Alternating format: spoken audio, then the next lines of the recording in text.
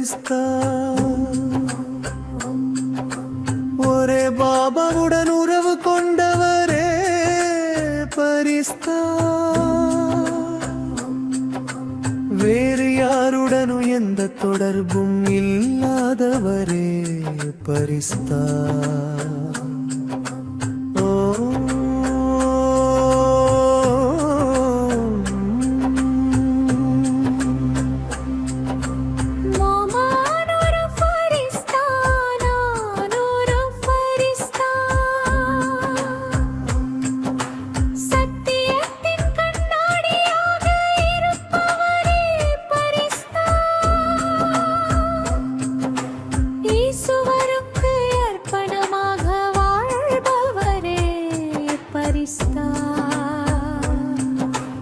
அன்பின் இசையாக ஒலிப்பவரே பரிஸ்தா.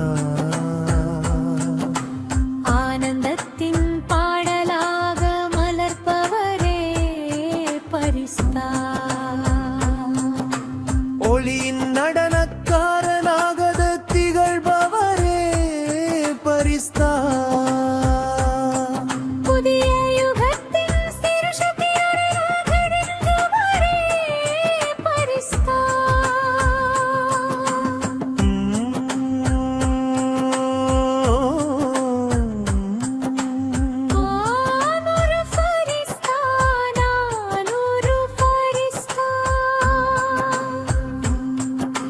மகிழ்ச்சியின் தேவனாக இருப்பவரே பரிஸ்தா.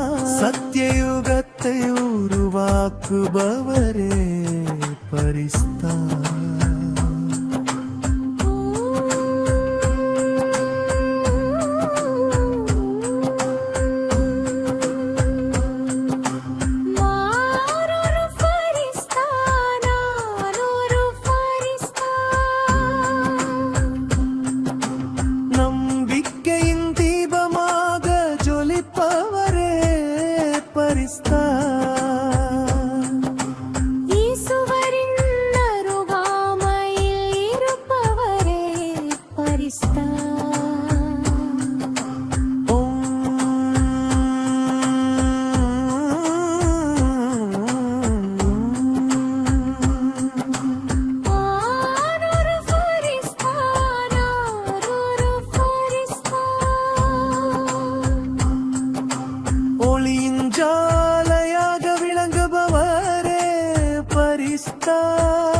நம்பிக்கையின். ஓம் சாந்தி. ஓம் சாந்தி. இந்த உலகத்தில் ஒவ்வொரு மனிதரும் பவர் தான் விரும்புகிறாங்க. ஒவ்வொருத்தரும் இந்த உலகத்தில் அவங்க கையில் பவர் இருக்கணும், சக்தி இருக்கணும்னு நினைக்கிறாங்க. ராஜ்யம் கையில் இருக்கணும் அப்படின்னு நினைக்கிறாங்க. ஆட்சி பிடிக்கணும்னு நினைக்கிறாங்க. அதன் ஆதாரத்தில் அவங்களுடைய எல்லா ஆசைகள், எல்லா விருப்பங்கள், எல்லா கனவுகளையும் அவங்க ஃபில்ஃபில் ஆக்க முடியும் அப்படின்னு நினைக்கிறாங்க. நமக்கு எல்லாத்துக்கும் தெரியும், நம்ம எல்லாரும் பார்த்துருக்குறோம். துவாபர யுகத்திலிருந்து இப்போ கலியுகம் வரைக்கும் என்னெல்லாம் நம்ம ஸ்டேஜஸ் கீழே இறங்குனதுக்கான, உலகமே கீழ் நோக்கி பயணம் செய்கிறதுக்கான காரணம் எல்லாமே யார் கையில் பவர் இருந்தது, யார் கையில் ராஜ்யம் இருந்தது, யார் கையில் ஆட்சி இருந்ததோ அவங்க அதற்கு தகுதியானவங்களா இல்லை. ஆட்சி செய்கிறதுக்கு குவாலிஃபைடு இல்லை, ஆனாலும் ஆட்சி இருந்தது கையில். எப்போ யாருடைய தகுதி இல்லாதவங்க கையில் ஆட்சி இருக்குமோ அந்த பதவிக்கு அயோக்கியமான தகுதி இல்லாதவங்களா இருக்காங்க. அப்படிங்கிற பட்சத்தில் அப்போ அவருடைய நிலையும் கீழ் நோக்கி போகுது. முழு உலகமும் அந்த ராஜ்யமும் கீழ் நோக்கி போகுது. மக்கள் எல்லாமே ஏன்னா அவங்க அந்த சக்தியை, பவரை துஷ்பிரயோகம் பண்ணுறாங்க, தவறாக யூஸ் பண்ணுறாங்க, தன்னுடைய சுயநலத்துக்காக யூஸ் பண்ணுறாங்க. எப்போ ஒரு தகுதியான மனிதர் கையில் பவர் இருக்குதோ, ஆட்சி இருக்குதோ, அப்போ முழு உலகத்திலையும் முன்னேற்றம் ஏற்படுது, அவருடைய வாழ்க்கையிலையும் முன்னேற்றம் ஏற்படுது. அப்போ உலகமும் முன்னேற்றத்தை நோக்கி பயணம் செய்யுது. அப்போ பரமாத்மா இந்த பூமிக்கு வராரு அப்படின்னா நம்மளை புது உலகத்தில் தகுதியானவங்களா, யோக்கியமானவங்களா மாத்துறாரு. அங்கே ஆட்சி பண்ணுறது எப்படி அப்படிங்கிறத ட்ரைனிங் கொடுக்குறாரு. யார் அந்த ட்ரைனிங்கில் வெற்றியாளர்கள் ஆகிறாங்க, முழுமையாகிறாங்களோ அவங்களுக்கு கையில் பாபா ராஜ்யத்தை கொடுக்குறாரு. பரமாத்மா எதிர்காலத்தினுடைய ராஜ்யத்தை கையில் கொடுக்குறாரு. அதனால எதிர்கால ராஜ்ய பதவி நம்ம அடையிறதுக்காக நடுவில் வரக்கூடிய அந்த சங்கமேகம் தான் ட்ரைனிங் பீரியட், பயிற்சியினுடைய நேரம். யார் இந்த ட்ரைனிங்கில் பாஸ் ஆவாங்களோ அவங்க தான் எதிர்காலத்தினுடைய ராஜ்ய பதவி அடைவாங்க. அதனால் ஃபரிஸ்தா யார் இல்லை நான் ஃபரிஸ்தா அப்படிங்கிற 31 நாள் பட்டியனுடைய 6வது நாள் 6/1/2026.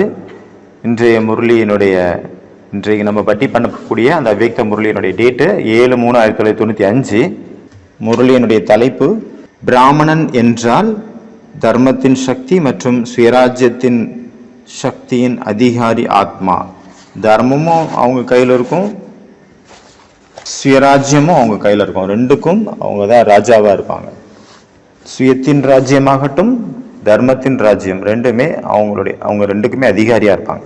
இதான் இன்றைய முரளியினுடைய தலைப்பு. ஃபரிஸ்தா என்றால் அப்படின்னு 3 பாயிண்ட் பார்க்கணும். அதில் ஃபர்ஸ்ட், ஃபரிஸ்தா என்றால் 2 ராஜ்யங்கள் கைகளில் உடையவர், இரட்டை ராஜ்யம், இரட்டை அதிகாரம். இதில் ஃபர்ஸ்ட் தர்மத்தின் ராஜ்யம், 2வது சுயராஜ்யம். பாபா சொல்றாங்க, அப்போ தர்மத்தின் ராஜ்யம் அப்படின்னா என்ன அர்த்தம்? எங்கு பவித்திரதா தூய்மை இருக்கும் மற்றும் உண்மை இருக்குமோ அதுதான் தர்மத்தின் ராஜ்யம் அப்படின்னு அர்த்தம்.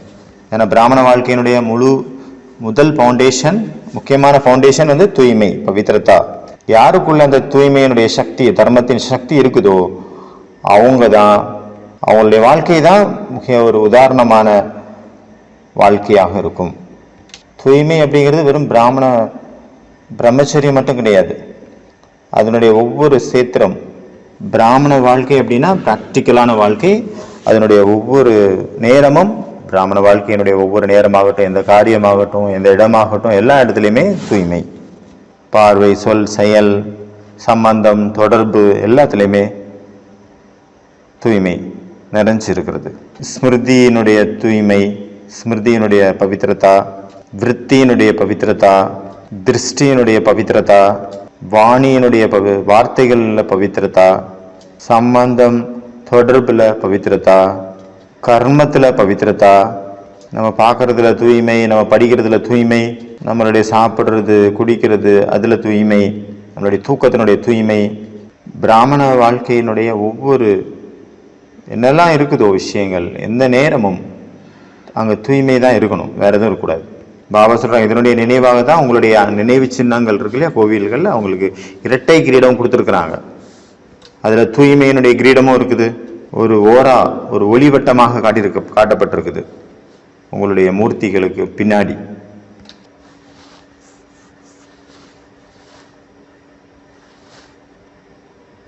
அந்த ஓரா எப்போ தெரியும்? ஒவ்வொரு விஷயத்திலையும் நம்ம எப்போ ப்ராக்டிக்கலாக தூய்மையை நமக்குள்ள கடைபிடிப்போமோ அப்போ தான் அந்த ஓரா நமக்கு தெரியும், மற்றவங்களுக்கு தெரியும், நமக்கும் ஃபீல் ஆகும், நமக்கும் அனுபவமாகும், மற்றவங்களுக்கும் அது தெரியும். பாபா சொல்கிறாங்க, அடுத்த ஆட்சி என்னது? சுயராஜ்யம். சுயராஜ்யம் அப்படின்னா நம்மகிட்ட என்னெல்லாம் கர்மேந்திரியங்கள் இருக்குதோ அதுக்கு நம்ம மாலிக்காக இருக்கிறோம், எஜமானர்களாக இருக்கோம், அதை நம்ம யூஸ் பண்ணுறோம், அது எப்போவுமே நம்ம கூட இருக்குது. அப்புறம் மனம், புத்தி, சமஸ்காரமாக இருக்கட்டும், இல்லை ஸ்தூலமான 5 பஞ்ச இந்திரியங்களாகட்டும். இப்போ அவ சொல்கிறாங்க, எவ்வளோக்குள்ளோ அதுக்கு அதிகாரியாக நீங்கள் இருப்பீங்களோ, அதன் மீது ராஜ்யம் செலுத்துவீங்களோ அந்த அளவு அதன் மூலமாக நீங்கள் காரியம் செய்விக்கலாம். பாபா சொல்கிறாங்க, எந்த ஆத்மா இந்த நிகழ்காலத்தில் தன் மீது ஆட்சி செலுத்துதோ, மனம், புத்தி, சமஸ்காரமாகட்டும், பஞ்ச இந்திரியங்களாகட்டும், அதன் மீது ஆட்சி செலுத்தக்கூடிய ஆத்மா எதிர்காலத்தில் உலக ராஜ்யத்தை ஆட்சி செய்யும் ஒரு அதிகாரியாக அவங்க கையில் ராஜ்யம் கொடுக்கப்படும். அதனால் பாபா சொல்கிறாங்க, எப்போவுமே உங்களை நீங்களே செக் பண்ணுங்க, அந்த 2 ராஜ்யமும் உங்களுடைய கண்ட்ரோலில் இருக்குதா, இல்லை சில நேரம் இருக்குது கண்ட்ரோலில், சில நேரம் இல்லை, அப்படியா? பாபா சொல்கிறாங்க, உங்களுடைய நினைவு சின்னங்களில் கோவிலில் இருக்கிற மூர்த்திகள் பூஜ்ய சுரூபத்தில் அதனுடைய நினைவுகளை காட்டியிருக்காங்க. எந்த ரூபத்தில் காட்டியிருக்காங்க? தர்மத்தின் ஆட்சியை எப்படி காட்டியிருக்காங்க? ஒளி கிரீடமாக காட்டியிருக்காங்க இல்லையா? தர்மம்னா என்னது? தூய்மை, பவித்திரதா. அதை ஒளி கிரீடமாக காட்டியிருக்காங்க.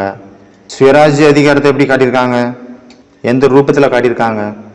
ரத்தினத்தாலான கிரீடமாக காட்டியிருக்காங்க. 2 கிரீடம் காட்டியிருக்காங்க இல்லையா? 2 ராஜ்யத்தினுடைய அடையாளம், சுயராஜ்யம், தர்மத்தின் ராஜ்யம். அதனால பரமாத்மா இப்போ அந்த மாதிரி ஒரு வாய்ப்பை கொடுக்குறாரு, பொண்ணான வாய்ப்பை. குழந்தைங்கள நீங்கள் அதே மாதிரி உங்களை மாற்றிக்கோங்க. பாபா சொல்கிறாரு, பகவான் கொடுக்கக்கூடியவர், கொடுக்குறாரு. அப்போ எடுக்கிறதுக்கு உங்களுக்கு என்ன கஷ்டம்? எடுத்துக்கோங்க. உங்களுடைய கடமை என்ன? எடுத்துக்கணும். இதில் வந்து சாக்கு போக்கோ இல்லை ஏதாவது வேற ஏதாவது விஷயமோ சொல்லக்கூடாது.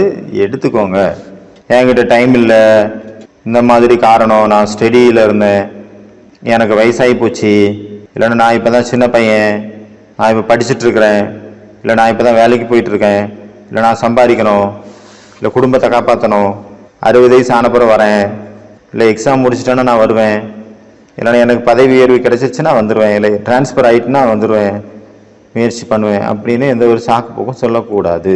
ஏன்னா இப்பொழுது இல்லையல் எப்பொழுதும் இல்லை. இப்போ நீங்கள் பண்ணலன்னா அப்புறம் எப்போ? அவ்வளோதான். அப்புறம் டைம் இருக்காது, எடுக்க முடியாது. பேங்க் தான் க்ளோஸ் ஆயிருங்கிறாருல பாப்பா.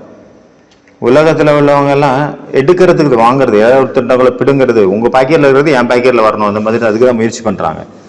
எதுவும் கொடுக்க மாட்டாங்க, கொடுக்கறதுக்கு முயற்சி பண்ணுறது இல்லை, கொடுக்க விருப்பம் இல்லை.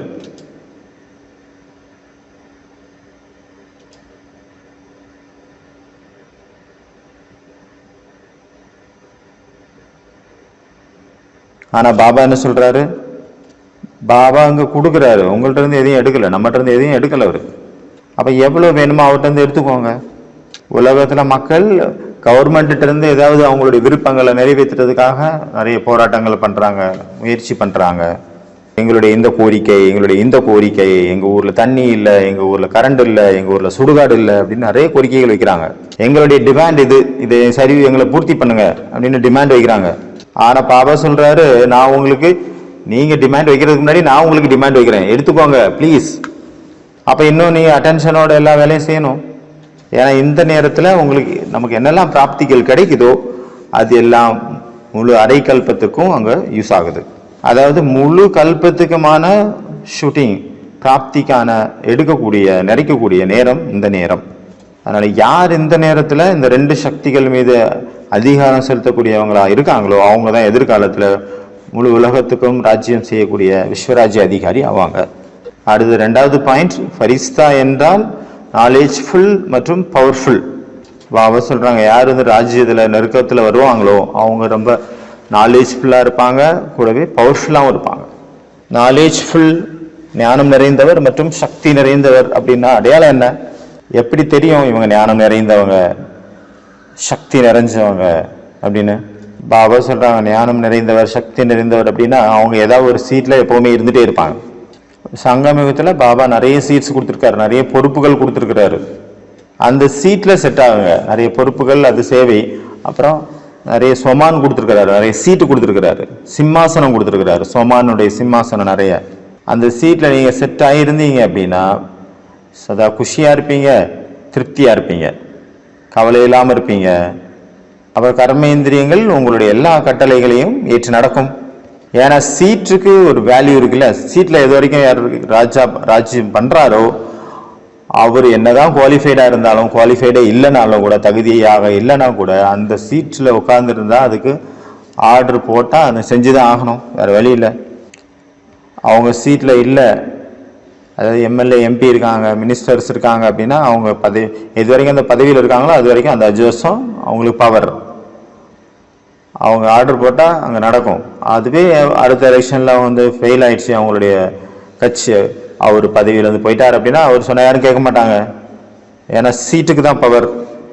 ஆனால் நாலேஜ்ஃபுல் ஞானம் நிறைந்த மற்றும் சக்தி நிறைந்த ஆத்மா எப்போவுமே ஏதாவது ஒரு சீட்டில் உட்காந்து இருப்பாங்க, சீட்டில் இருந்து இறங்க மாட்டாங்க.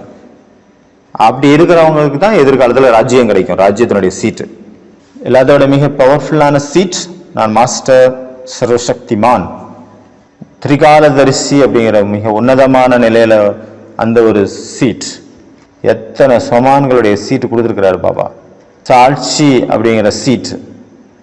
எந்த அளவுக்கு நீங்க அந்த சீட்ல இருப்பீங்களோ அந்த அளவு நீங்க குஷியா இருப்பீங்க, கவலை இல்லாம இருப்பீங்க, ஆனந்தமா இருப்பீங்க, பிஸியா இருப்பீங்க, அப்செட் ஆக மாட்டீங்க. சீட்ல இருந்தீங்கன்னா அப்செட் ஆக மாட்டாங்க. யார் சீட்ல இருக்காங்களோ அவங்க குழப்பத்தில் வர மாட்டாங்க. பிராமண வாழ்க்கையில நம்மளை அப்செட் பண்றதுக்கு நிறைய விஷயங்கள் வருது, இன்னும் வரணும். பாபா வாணியில சொல்றாரு இல்லையா, மாயா வந்து முரளி கேட்டுட்டு இருக்கு, மாயா கூட மாயாவும் பார்க்குது இவங்களுக்கு பாபா இன்னைக்கு என்ன பாடம் நடத்துறாரு, அதுக்கேற்ற மாதிரி டெஸ்ட் பேப்பரை கொடுக்கணும், விடக்கூடாது. அதனால அதுவும் அந்த மாதிரி பாயிண்ட்ஸ் எல்லாம் கலெக்ட் பண்ணுது. பிராமணர்களை அப்செட் எப்படி பண்ணலாம் அப்படின்னு திட்டங்கள் வகுக்கிறது அந்த மாயாவும். அப்ப மாயா வந்து அப்செட் பண்ணும். பாபா என்ன பாயிண்ட சொல்லி இவங்களை வந்து விழிப்புணர்வு ஏற்படுத்திட்டாரு.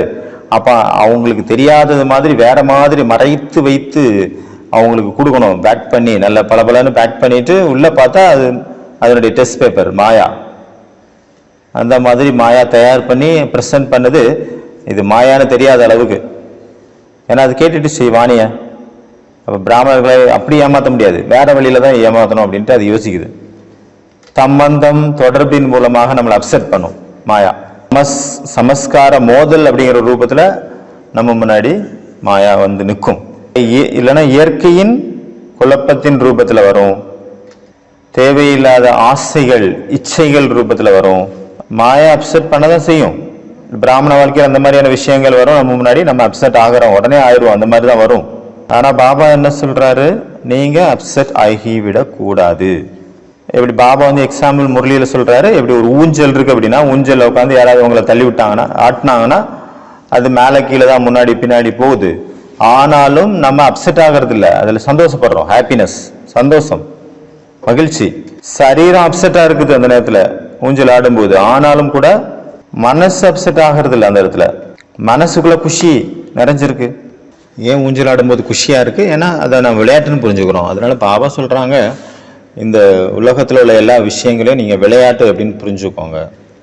ஆகையினால உங்களுடைய வாழ்க்கையில் என்னெல்லாம் பிரச்சனைகள், கவலைகள், துக்கங்கள், டெஸ்ட் பேப்பர் வருதோ அது எல்லாத்தையுமே நீங்கள் விளையாட்டு பொம்மைகள் அப்படின்னு புரிஞ்சுக்கோங்க. அதை ஒரு பொம்மையாக நினச்சிங்க, இல்லைன்னா ஒரு விளையாட்டாக நினச்சிங்கன்னா ஒரு பொழுதும் அப்செட் ஆக மாட்டீங்க. நீங்கள் எல்லாருமே ஊஞ்சல் ஆடி இருக்கீங்க தானே? எல்லாருமே ஊஞ்சல் ஆடி இருக்கிறோம். ஊஞ்சல் ஆடுறதுன்னா சிலவங்களுக்கு ஆஹான்ட்டு போய் பெரிய பெரிய சிஸ்டர், சீனியர் சிஸ்டராக இருப்பாங்க, நான் சரண்டர்னு அப்படி இப்படி கெத்தா சுற்றுவாங்க.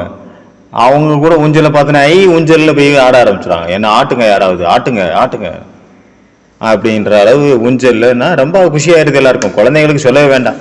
அந்த பெரிய பெரிய ப்ரோக்ராம் எல்லாம் நடக்குதுன்னா அங்கே வந்து பெரிய அளவில் ஊஞ்சல் இருக்கும், ராட்டினம் மாதிரி இருக்கும், இல்லைன்னா சுற்றி வர மாதிரி இருக்கும். அதில் யாராவது ஆடி இருக்கீங்களா? அதாவது அந்த ஆகாயத்தில் மிதக்கிற மாதிரி வருமே ராட்டினம். ஒரு தடவை நான் பாம்பேக்கு போயிருந்தேன். அங்கே ஒரு அம்யூஸ்மெண்ட் பார்க் இருந்தது. அங்கே இப்போ பார்த்தீங்கன்னா அந்த மாதிரி அந்த ராட்டினம் மாதிரி இருந்தது.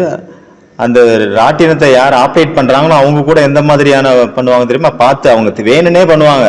நம்ம தலைகீழா தொங்குற அளவுக்கு நிலைமை மேலே அது நம்ம அந்த ராட்டினம் மேலே போகும்போது அந்த இடத்துல நிறுத்திடுவார். அதை நம்ம அப்செட் ஆகணும்னு அவர் விரும்புகிறாரு.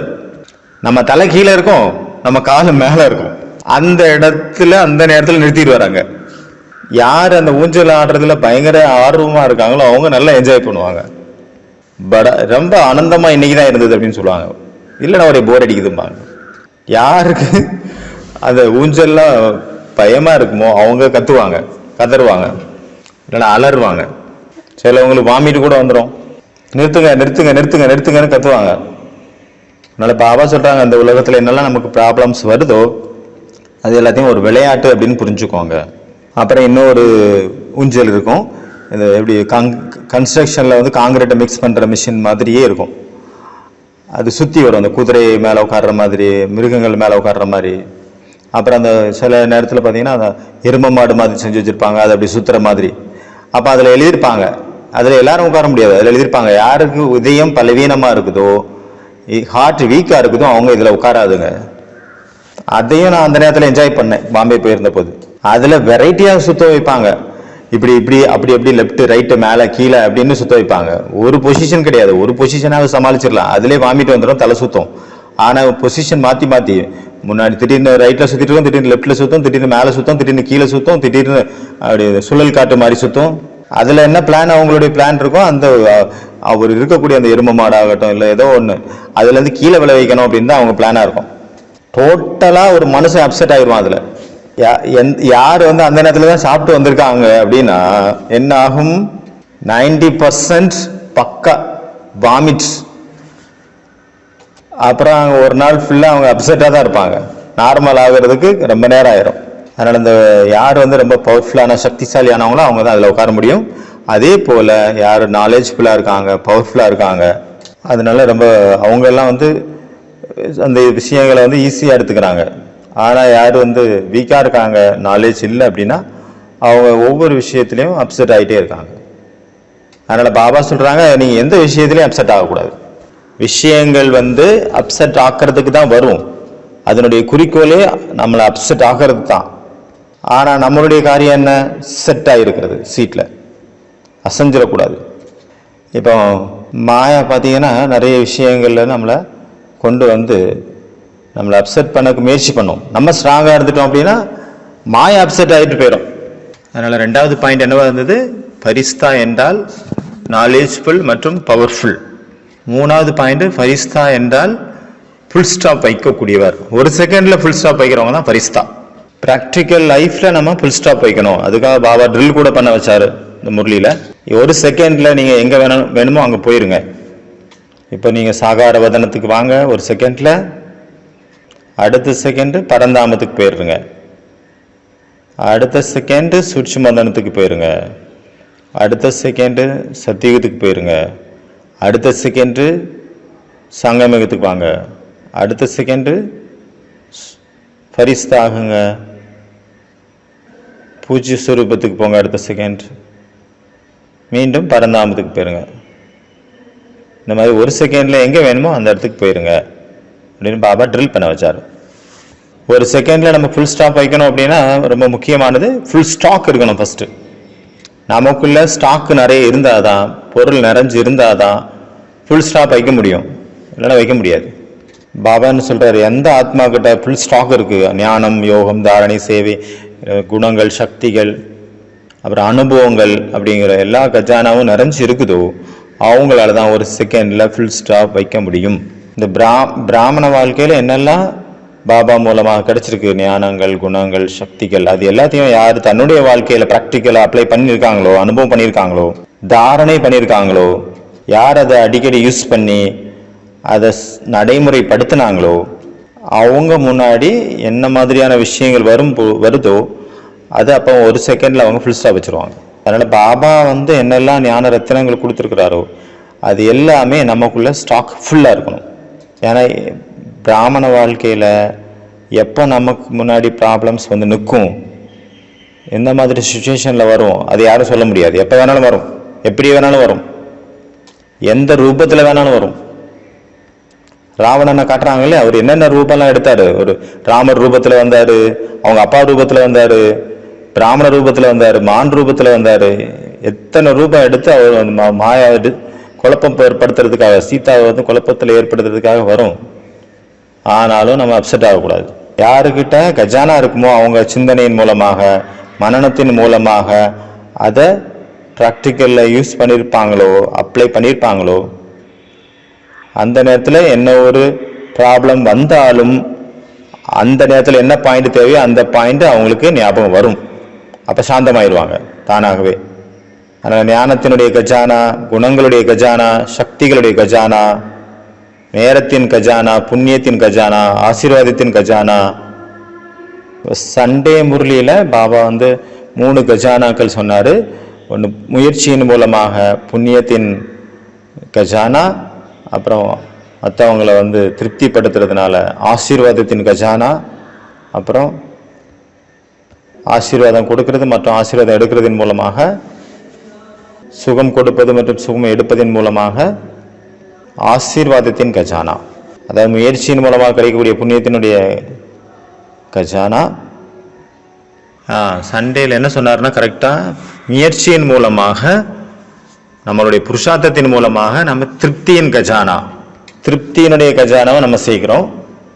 ஏன்னா புருஷார்த்தத்தின் மூலமாக நம்மளுடைய ஸ்திதி என்னவா உருவாக்குறோமோ அதன் மூலமாக நம்ம திருப்தி அடைஞ்சிடுறோம், திருப்தியான மனநிலை. அப்போ புருஷார்த்தத்தின் மூலமாக திருப்தி அப்படிங்கிற கஜானா நமக்கு கிடைக்குது. 2வது என்ன சொன்னார்?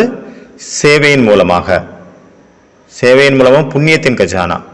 அப்புறம் சம்பந்தம் தொடர்பில் எந்த ஆத்மாக்களெல்லாம் நம்ம திருப்திப்படுத்துகிறோமோ, குஷிப்படுத்துகிறோமோ அதன் மூலமாக நமக்கு ஆசீர்வாதங்கள் கிடைக்குது, ஆசீர்வாதத்தின் கஜானா. அதனால் ஆசீர்வாதத்தின் கஜானா இருக்குது, அதன் மூலமாக நம்ம ஃபுல்லாகணும். அடுத்தது என்ன சொன்னார் பாபா? வரதானங்களின் கஜானா.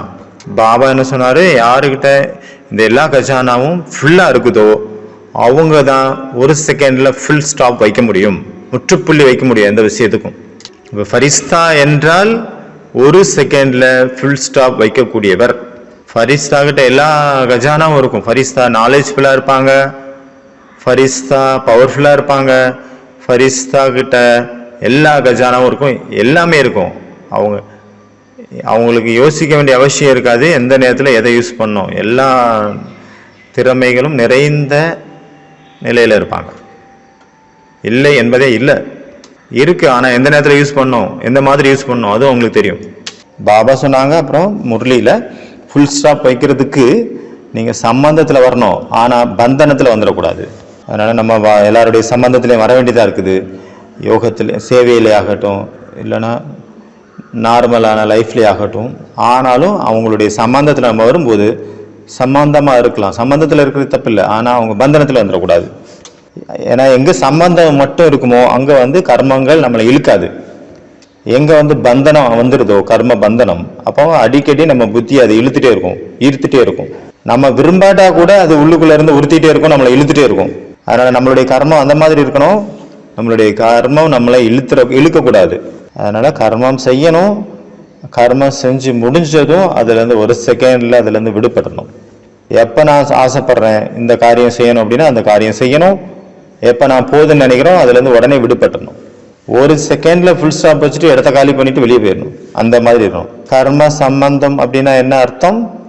காரியம் செஞ்சுட்டு இருக்கிறாங்க, செஞ்சுட்டு இருந்த கூடவே அதுலேருந்து விடுபட்ட நிலை. அந்த கர்மத்தினுடைய பலன் என்ன? குஷி. அதனுடைய அடையாளம் என்ன?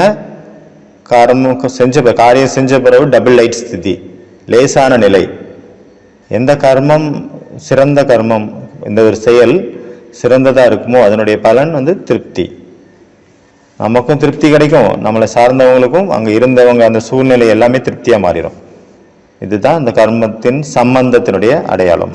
குஷி இருக்கும், ஒரு செகண்டில் சதா திருப்தியாக இருப்பாங்க, ஒரு செகண்டில் எல்லாத்துலேருந்து விடுபட்டுருவாங்க.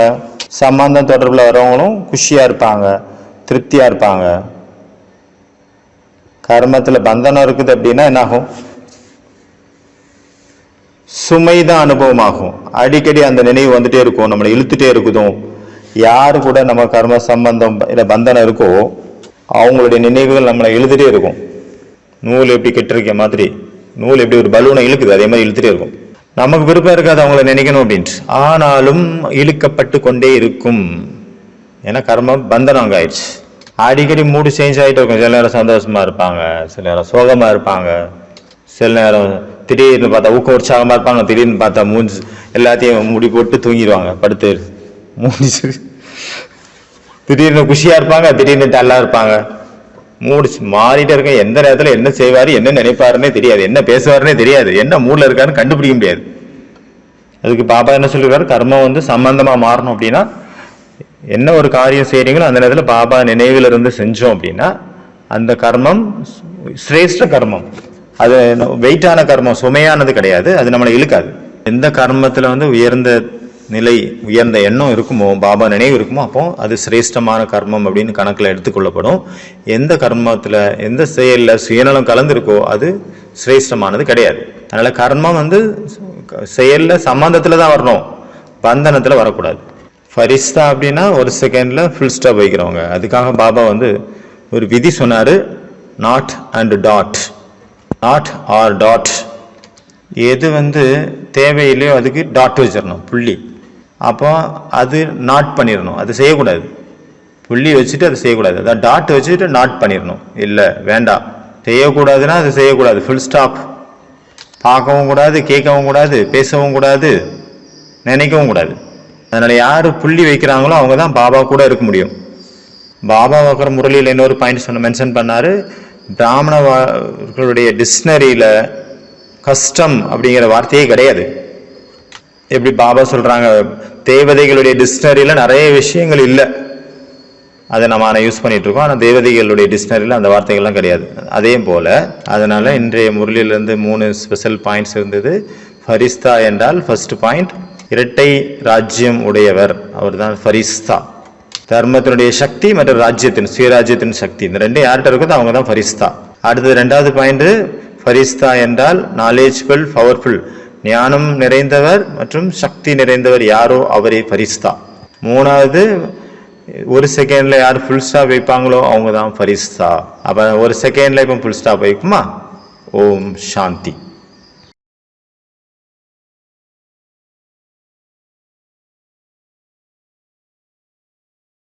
தாரணமாக நிற்பவரே பரிஸ்தா.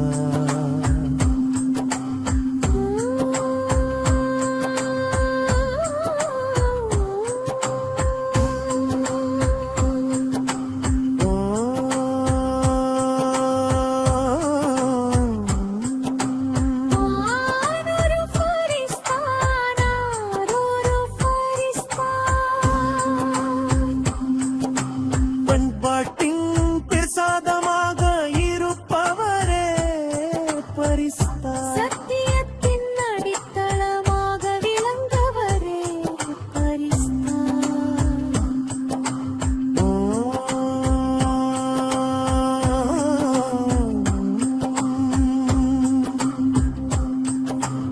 ஆனொரு ஃபரிஸ்தா, நானொரு ஃபரிஸ்தா. சூக்ஷ்மவதனத்தில் வாசம் செய்பவரே பரிஸ்தா. அர்ஷத்தின் நிவாசியாக இருப்பவரே பரிஸ்தா.